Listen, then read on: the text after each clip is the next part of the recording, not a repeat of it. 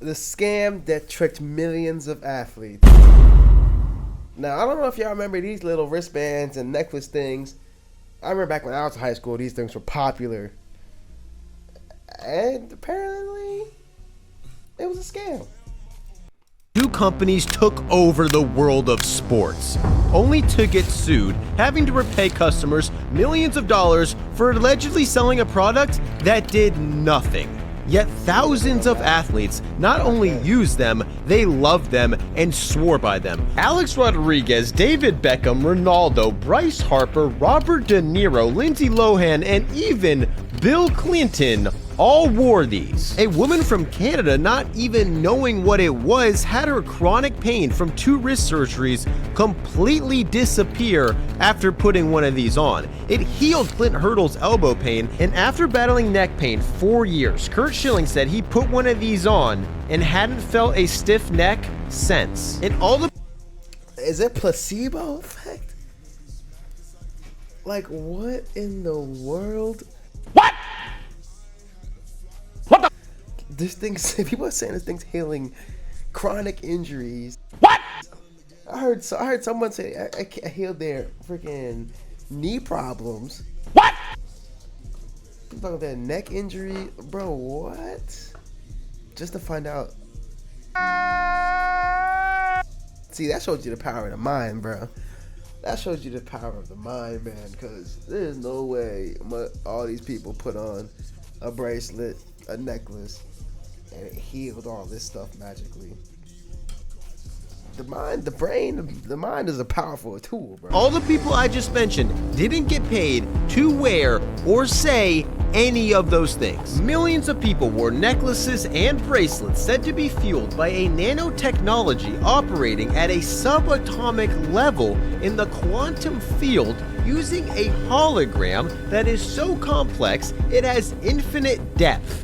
When in contact with your body, it uses your bioelectrical energy to increase your physiological powers. These claims come from several different explanations of power balance, found on archived versions of their website spanning from 2007 to 2009. When these claims were made, nobody had ever even heard of them. A few years later, pretty much every single athlete in the world would be wearing their product, but at the time, a completely different company was dominating the space. Fighting necklaces were a phenomenon, originally created in the 80s by a Japanese chiropractor slash holistic medicine practitioner. They transformed from a line of magnetic tape, clothing, and even shampoo into a necklace. According W marketing to get the whole goddamn world crazed on this. I remember when I was in high school, everybody had one of these. At least the baseball team. I never got one of these because I was broke. But at least, I don't know, the kids on the baseball team had these and swore by them. And that's insane that these things did absolutely nothing.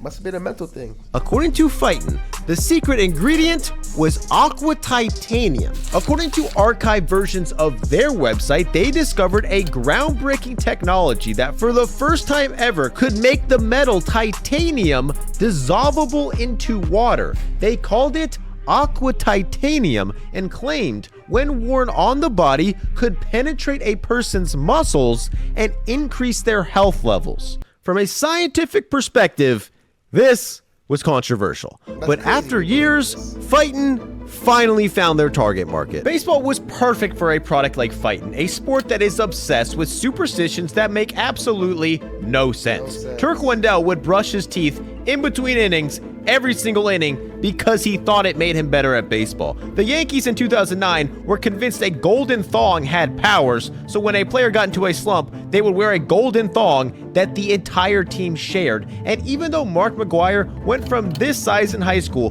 to being 6'5", 245 pounds, he wore the exact same cup he had in high school his entire major league career.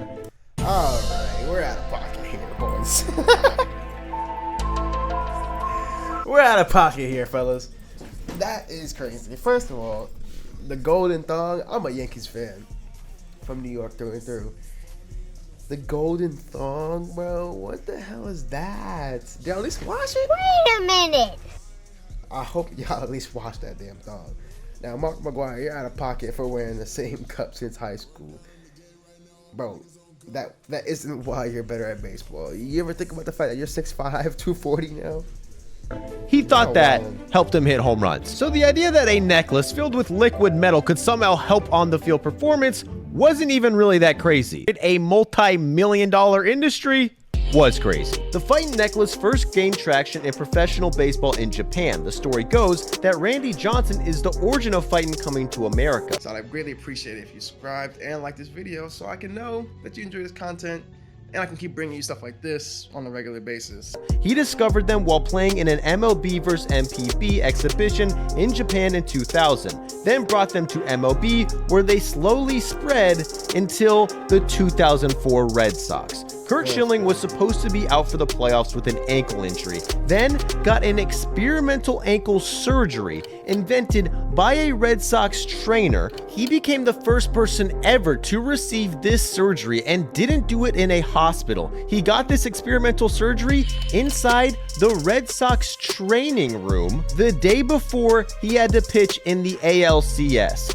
leaving his ankle looking like this. This became the biggest story in sports as millions of people watched Schilling shut down the Yankees as the cameras obsessed over his bloody sock, zooming in and showing it any chance they got throughout the entire game.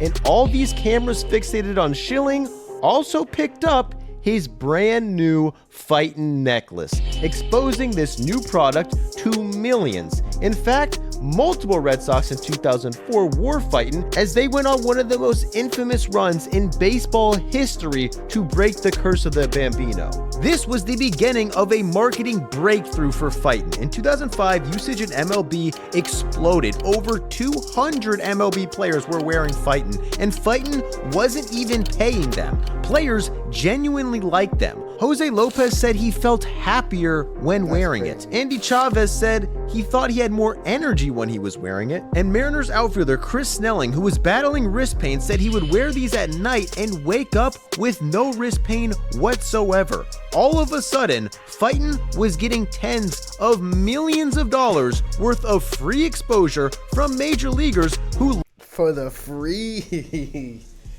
And that's what's crazy. Like, I seen basketball players wearing the wristbands, bro. I seen a lot of hoopers wearing the necklaces, bro. I never got one of these. I don't even know what the hell it did. Who loved wearing them and genuinely believed in them. The first month of the season in 2005, Fightin' sold 3,500 necklaces in America. By August, their sales were 7 times higher.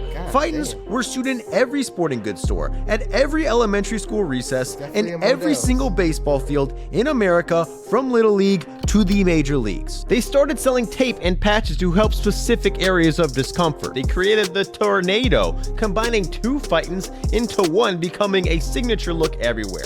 For a little extra money, you could get the X30, which according to Fightin had a concentration of aqua titanium 30 times higher than the standard aqua titanium for even more effectiveness. Fightin were selling necklaces that were as much as $168 on their website, and they were flying off the shelf. Yet, there doesn't seem to be a single. And you too, for $30 more, can get 30 times the nothing. That's crazy. I don't understand how people did it. Like, I guess baseball players, it don't make, they have superstitions and nothing makes sense, but that's crazy out of pocket how this went global, bro. How we got to basketball and football players is beyond me. Medical professional not affiliated with the company that thought these things did anything. During their rise in popularity, article after article questioned Fightin, pointed out they had essentially no research backing them up, and referenced doctors who dismissed the products completely. Yet in many of these same articles were random people not being paid by Fightin swearing it improved their lives, saying it made them better at surfing, kids saying they didn't get tired after sports practice anymore, and people in their 60s saying it helped with carpal tunnel and allowed them to work out 5 times a week. Okay, now, is this illegal? Is this illegal for the company to let... I mean, I guess the company's not making these proclaims, right? I wonder what happened to the owner of this company, because there's no way that you could let so many people think this and you didn't stop it. You ran with it, right? Is that illegal to just let people? I guess you can't stop everybody, right? I don't know. I wanted to chat. That has to be illegal in some sort of way. In the past, Fightin's website claimed they prevented injury, eliminated pain, called aqua titanium effective against tendinitis, headaches, certain type of arthritis, and even premenstrual syndrome. But once they became popular in America, they backed off these claims. Perhaps worried about potential lawsuits, a Fightin representative now said that they, quote, made no medical claims, saying it's just a cool sports product. They stopped promising crazy health benefits, people everywhere were calling them a scam, and they just became even more popular, selling over $200 million worth of products in 2009, while in Japan, an estimated 1 in 10 people wore a Fightin. People wanted them. If they didn't work, they usually didn't care because they just thought they looked cool. Others did believe in them and genuinely got results. From a business perspective, Fightin had an amazing model. However, in America, they were mostly limited to the baseball community. So a company called Power Balance saw an opportunity. Morphing into a bracelet in 2008, the product saw absolutely no success until then, but their See, and this is where I see a lot of hoopers wearing the damn bracelets. Baseball players had the bracelets and the necklaces. I see hoopers wearing the bracelets, bro. That's crazy. Co-founder worked at the famous Elite 11 quarterback camp. There, he started pitching some of the best quarterbacks in the country. In 2007, they only sold $8,000 worth of product. Nobody knew what Power Balance was. But in 2008, Matt Stafford, Mark Sanchez, and Colt McCoy all wore Power Balance bracelets the entire year, 2 of which were featured on the cover of Sports Illustrated wearing Power Balance. Just like Fightin, they were getting millions of dollars in free promotion and making extremely strong claims, except these claims were much crazier. According to archived versions of their site from 2007 to 2009, Power Balance says they could use vibrations to stimulate red blood cells and improve the communication between your cells. Your bioelectrical energy powers would work with the Power Balance hologram to strengthen life-enhancing information. The hologram, they say, was made by a proprietary sonic formula only known to them, which required photonic engineering that converted sonic waves into light, and people wearing them often felt better balance, strength, flexibility, and range of motion. Sound like a bunch of cap. That sounds like a whole bunch of smart jumbo wumbo into a long sentence where I got bored halfway through. I see my favorite athlete wearing it, so I'm gonna buy it anyway. That sounds like a whole bunch of bullshit. That's crazy.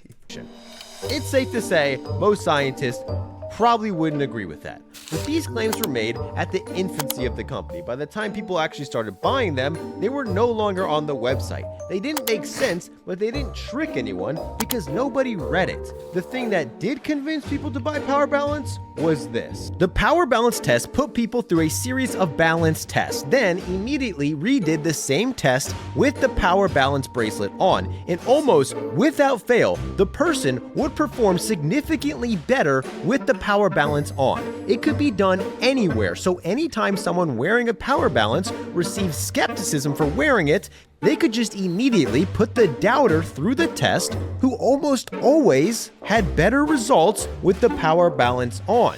This became one of the most effective marketing tools imaginable. All of a sudden, in bars, in schools, and parties across the country, this fun party trick was converting countless numbers of people into believers in Power Balance. The test is almost certainly a psychological trick that doesn't hold up when the subject is blinded and doesn't know if they have the Power Balance on or not. But when the subject knows they are wearing the Power Balance, immediately after not wearing it, it works extremely well. All of a sudden, random people not being paid by Power Balance swore by it. A restaurant owner told the OC Register that he began wearing the Power Balance and started having energy levels he never had in his life. A woman in her 60s found her wrist pain went away in 45 minutes after putting one on, and every time she took it off, the wrist pain would immediately come back. And a man in California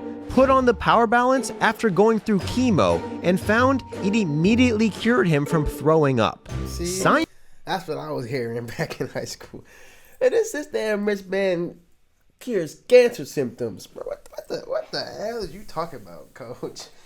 Scientifically, the bracelet itself likely did nothing. But people believing that it did, for many, legitimately cured their health problems. Power Balance claiming their product worked was triggering a placebo effect over a sample of millions of people and seriously improving many of their lives. However, the ethics around this are somewhat gray. As Power Balance gained popularity, the negative reaction from the scientific community was immediate and much more harsh than it was for fighting. Article after article and study after study debunked the test and labeled them as pseudoscience or a straight-up scam.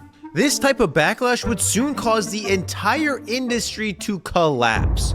But in the meantime, it made no difference, because every athlete in pretty much every sport was wearing one. Ronaldo, David Beckham, Drew Brees, Kobe, Kevin Durant, Yasiel Puig, Matt Kemp, the guy who won the World Series of Poker did it while wearing a Power Balance. Bill Clinton wore one. Even the British royal family was wearing Power Balance, and most of them did it for free. The bracelet became a trendy look. Many didn't even care if there was no science behind them, they just thought they looked cool. In 2010, they sold $35 million worth of product.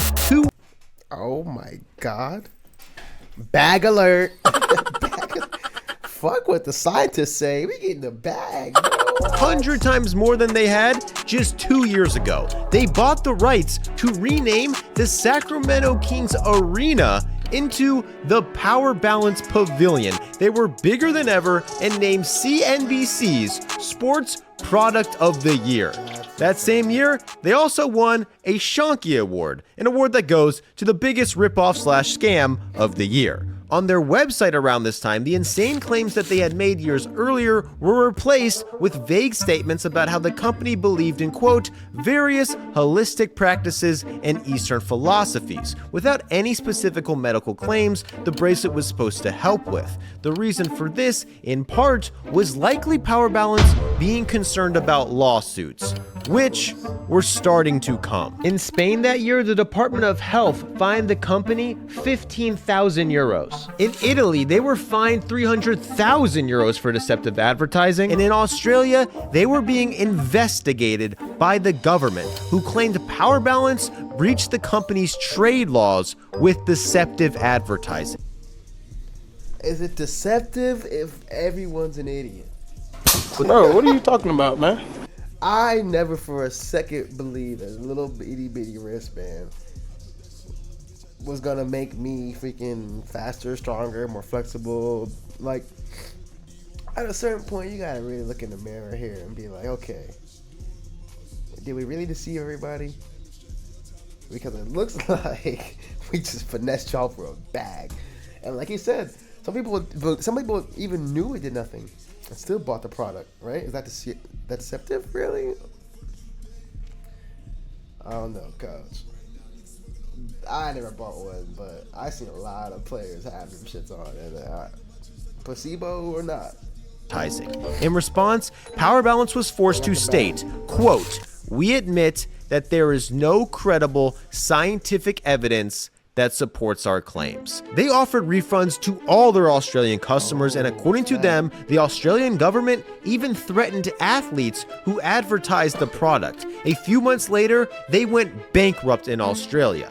In America, the business was still thriving, but having to admit the claims they made were not backed by science made them vulnerable. And within a year, Power Balance had as many as 18 separate cases pending in federal court at once. Even stars who endorsed the product like Shaq and Lamar Odom were being sued over the company's claims. Power Balance was screwed. they eventually settled and paid out $57 million, forced to offer their customers refunds, and with $10 to $50 million in debt, the company filed for bankruptcy. Their deal with the Kings fell through, and the Power Balance Pavilion was renamed. Soon after, Power Balance sold for $8 million. I ain't gonna lie, I don't even remember the Kings Arena being called Power Balance Pavilion. I wonder when that was. Man, y'all got finessed. Shout out to everybody that fell for the scam. Or hey, it did look. Some people bought it just to look cool. I mean, hey, I'm not even too upset about that, to be honest with you. They got their bag and dipped. But speaking of getting the bag and dipping, Ben Simmons' career is over, bro. And I made a video about that shit, and I'm gonna leave it right here for you on screen right now.